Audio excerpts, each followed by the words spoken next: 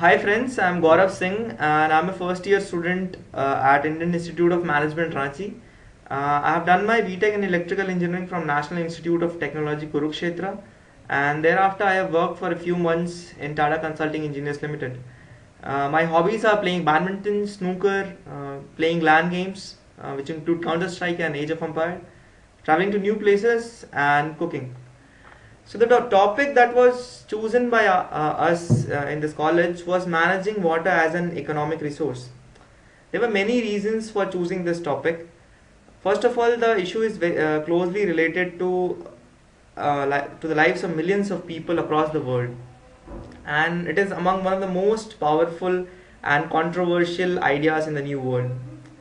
The attitude of a large number of people when confronted with the problem of water mismanagement is that they do not acknowledge the importance of water conservation and preservation, and hence they happen to be clueless about the root causes of the problem. This is why they are not able to pose any sustainable solutions for it. So we live in a world where more than 15% of people do not have access to clear water for even drinking, and crops worth billions of dollars get destroyed due to droughts. And at a juncture where US NASA scientists are spending millions and billions of dollars just to find water in Mars, it is high time that we recognize the importance of water and customize our orientations towards it accordingly. So, school of thought believes that water is an economic good and has an economic value in all its competing uses and should be recognized as an economic good. So let us first point out what are the uses that we feel have an economic use. Firstly, water used for irrigation purposes, water used for generating hydroelectric power, water used for domestic purposes, and water used for industrial purposes. So in the last decade, this idea has been put into practice in dozens of ways in hundreds of places, and which affect millions of people. Because water is important to the process of economic development, and it's essential for life and health, and has cultural as well as regional significance. It has often been provided at subsidized prices or for free in many situations. In theory, though not always in practice, this makes water available to even the poorest sections of the society.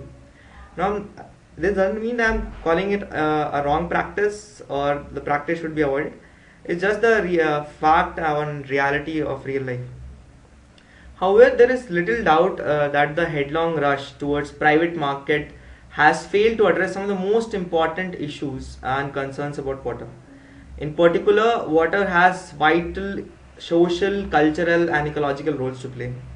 Some of the consequences of privatizations may be irreversible, and hence they deserve special scrutiny and control that cannot be protected by purely market forces. Water can hence both be a social and an economic good. Access to clean water is fundamental right of every human being, and it is primarily to survival and critical for reducing the prevalence of many water related diseases.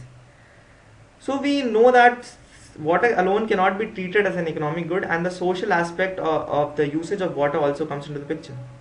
Now, what has been far less clear is how practically to achieve the right balance between managing water as an economic and a social good. Now, this has become evident in the growing debates on globalization and privatization of the water worldwide. So, since I was going through a lot of literature on this topic, what we found that the main recommendations of the authors, as well as this is the view that I also apprise with, is that at least basic human needs for water should be met. All the residents in a service area should be guaranteed a basic water quality under any privatization agreement. Basic ecosystem need for water should be taken care of, and natural ecosystem should be guaranteed a basic water requirement. The basic water requirement for users should be provided at subsidized rate when necessary because of the reasons of poverty and low wealth.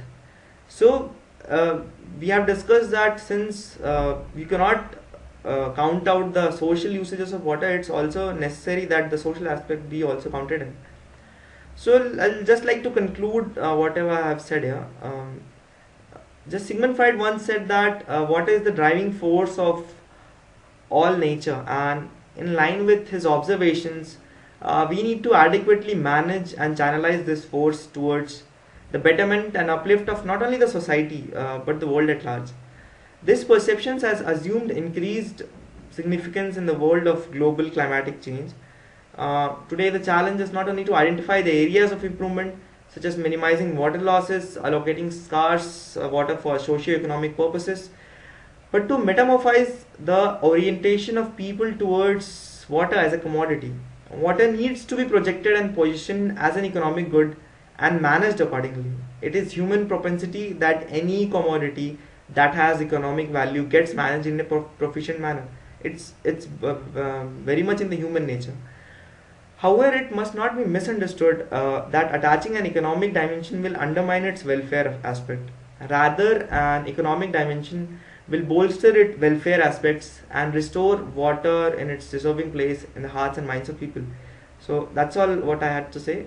Thank you. Thank you all.